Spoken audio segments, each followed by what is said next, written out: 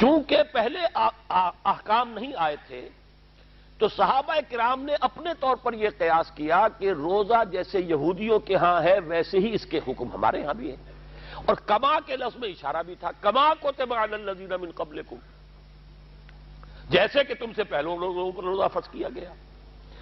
اب پچھلی شریعت میں روزہ اس کا نام تھا کہ جب سو گئے تو روزہ شروع، کوئی نہ اس میں سحری کا تصور تھا اور نہ ہی رات کو بھی اپنی بیویوں سے ہم بستری کا کوئی تصور تھا۔ اسلام میں یہ نہیں تھا، لیکن ابھی وضاحت نہیں آئی تھی۔ شریعت محمدی میں تو اس کے لیے آسانی آنی ہے، لوگوں کے علم میں تو نہیں ہے نا۔ لوگ جو ہیں وہ یہ سمجھتے ہوئے کہ یہ کام غلط ہے کر رہے تھے، رات کے وقت اپنی بیویوں سے ہم بستری ہو گئی، یا رات کو کسی وقت کچھ کھا پی لیا، لیکن دل میں دغدغہ رہا کہ یہ تو شاید ہم نے روزے کے خلاف کیا۔ اس کے لیے پہلے تو معافی نامہ اللہ نے پہلے گرانٹ کی معافی۔ دیکھیے احل لکم لیلۃ الصیام الرفث الی نسائکم، تمہارے لیے جائز کیا گیا ہے روزوں کے راتوں میں اپنی بیویوں کے ساتھ ہم بستری۔ ہن لباس لکم وانتم لباس لہن، وہ تمہارے لیے بمنزلہ لباس ہے، تم ان کے لیے بمنزلہ لباس ہو۔ لباس اور جسم میں کوئی پردہ نہیں اور آنکھیں، اسی طریقے سے بیوی اور شوہر میں کوئی پردہ نہیں۔ عالم اللہ انکم کنتم تختانون انفسکم، اللہ کے علم میں ہے کہ تم لوگ اپنے ساتھ خیانت کر رہے تھے۔ بڑا پیارا انداز ہے، تم سمجھ رہے تھے کہ گناہ کر رہے تھے، حالانکہ گناہ نہیں تھا، لیکن تمہارے علم میں نہیں تھا نا۔ جیسے یہ کہ کوئی شخص جو ہے وہ اگر فرض کیجئے کہ وہ سمجھ رہا ہے کہ یہ میں گوشت کھا رہا ہوں بکری کا یا گائے کا، ہے وہ سور کا، لیکن وہ تو سمجھ رہا تھا نا بکری کا کھایا ہے تو کوئی گناہ نہیں ہوگا اس پر۔ اور جو شخص بکری کا گوشت کھا رہا ہے یہ سمجھ کر کہ یہ سور کا کھا رہا ہوں تو وہ تو سور ہی کھا رہا ہے۔ اس اعتبار سے فرمایا علم اللہ انکم کنتم تختانون انفسکم، تم اپنے آپ کے ساتھ خیانت کر رہے تھے،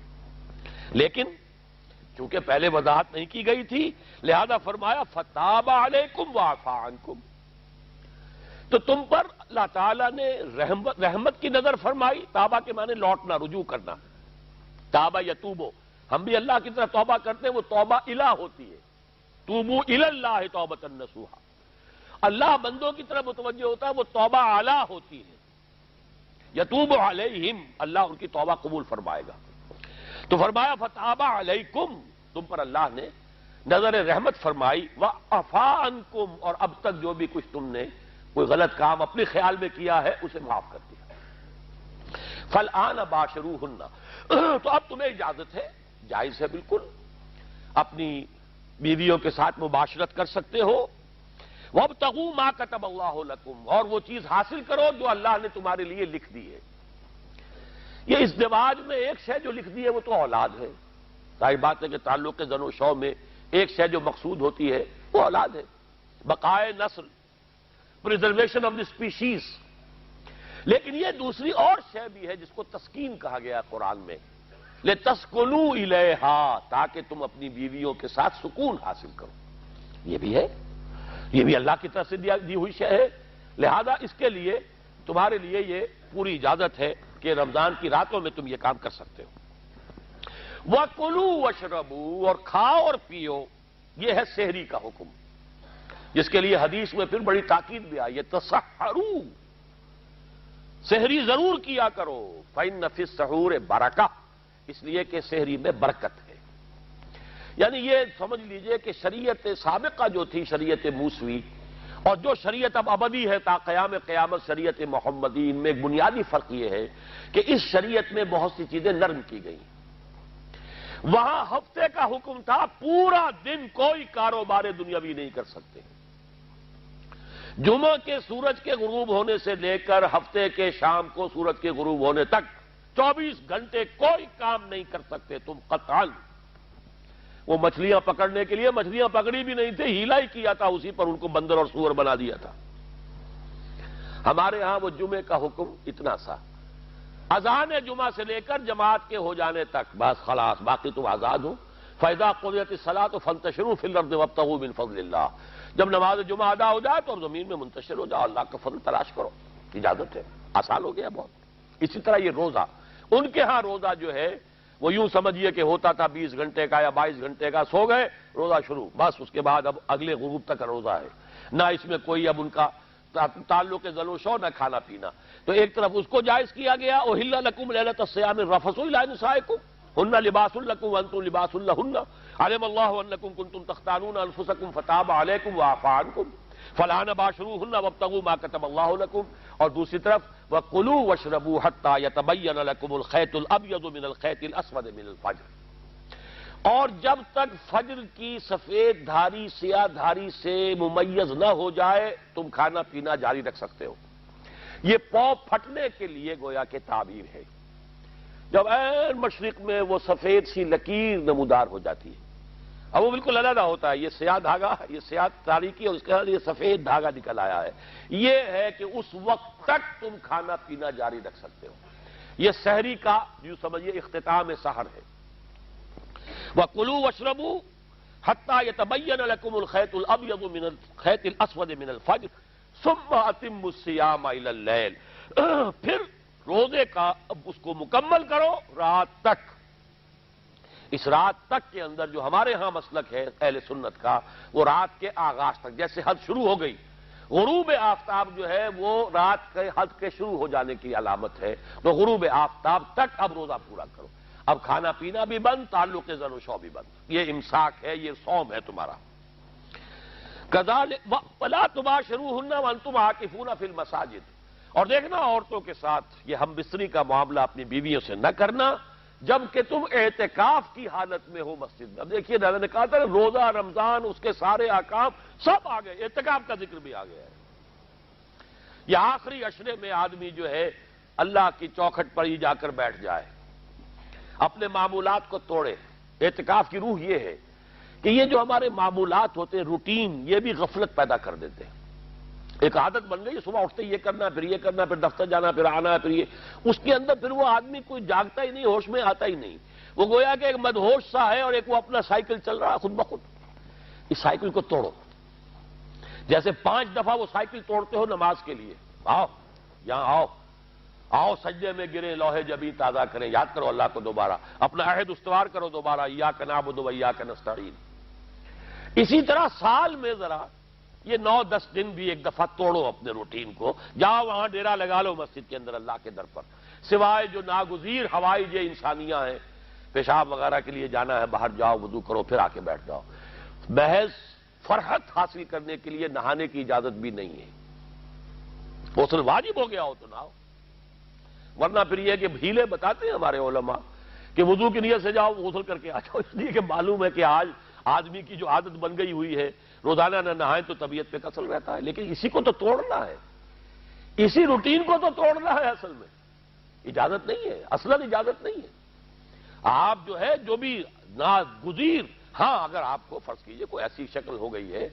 رات کو آخر سوئے تو ہے، سونے میں بدخوابی ہو گئی ہے، نہانا ہے تو جاؤ نہاؤ، ٹھیک ہے، غسل واجب ہے نہاؤ، اور یہ کہ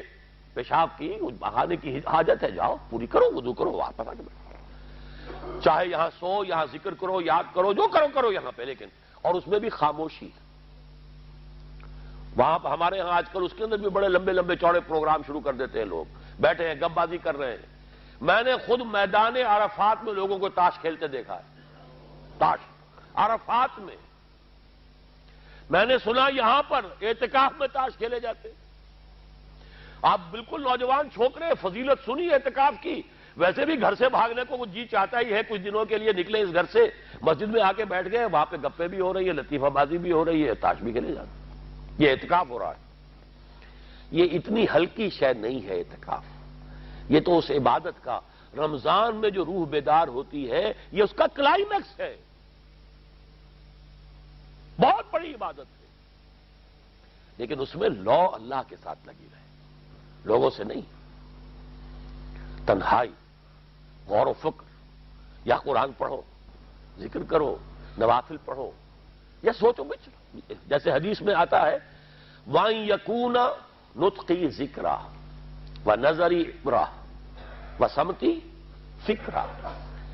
میرا دیکھنا ہو تو عبرت کا دیکھنا ہو کہ ہر شے سے میں سبق حاصل کروں، اور میں بات کروں تو اللہ کے ذکر پر مبنی ہو میری بات، اور میں خاموش رہوں بسمتی فکرہ، غور و فکر، تفکر و اعتبار، جو حضور جا کر غار حرا میں کیا کرتے تھے وہ اعتکاف تھا حضور کا، مکی دور کا اعتکاف، تنہا بیٹھنا۔ اور یہ روایت مجھے بعد میں معلوم ہوا کہ یہ بنو ہاشم میں یہ روایت تھی، حضور کے دادا بھی جا کر وہاں پر غار حرا میں بیٹھا کرتے تھے، یہ ان کی ایک خاندانی روایت چلی آ رہی تھی، یہ جگہ تھی، اور وہ جگہ ایسی ہے عجیب سی،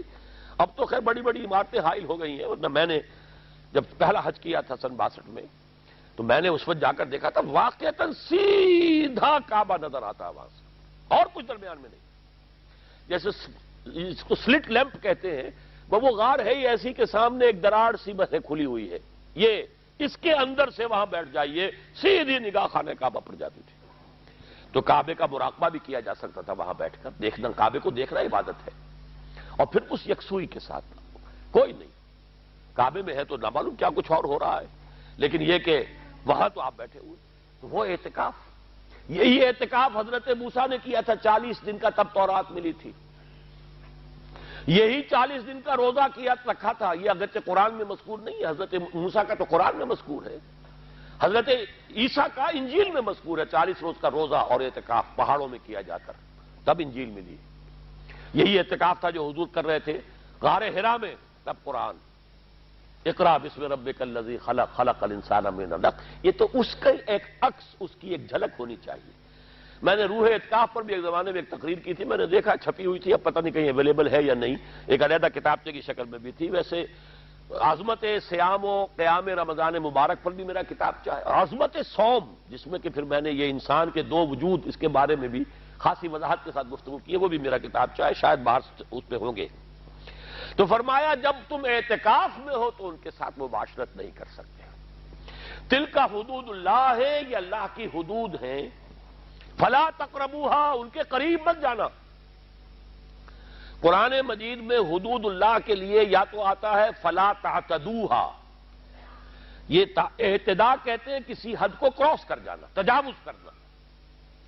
اور جہاں زیادہ احتیاط کی بات ہے وہاں فلا تقربوہا، آخری حد کے قریب تک نہ چلے جانا، مبادا کہیں غلطی سے قدم جو ہے ادھر پڑ جائے، جیسے حضور نے حدیث کے اندر بیان فرمایا الا لکل ملک حمن، ہر بادشاہ کی ایک محفوظ چراگاہ ہوا کرتی تھی، اسی کے جانور اس میں چریں گے، کوئی رعیت میں سے کسی کی بھیڑ بکری، کسی کا کوئی جو ہے گھوڑا وہاں نہیں آ سکتا۔ اب اگر کسی کا گھوڑا یا کسی کی بھیڑ بکری چلی گئی، وہ مجرم ہو گیا، پکڑا جائے گا، گردن ماری جائے گی۔ تو حضور نے فرمایا کہ اللہ کی بھی ایک محفوظ چراگاہ ہے، اللہ کی حما کیا ہے؟ محارمہ، جو چیزیں اس نے تم پر حرام کر دی، ان کے قریب نہ جانا۔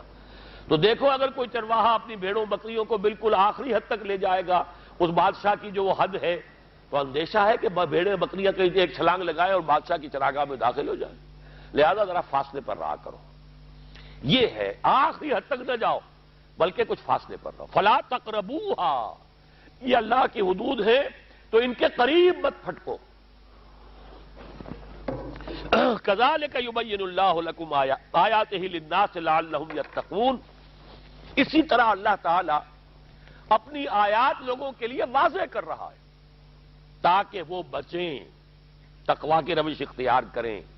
حدود الہی کا احترام کریں، اس میں کہیں تجاوز تو دور رہا، اس کے قریب بھی نہ آئے۔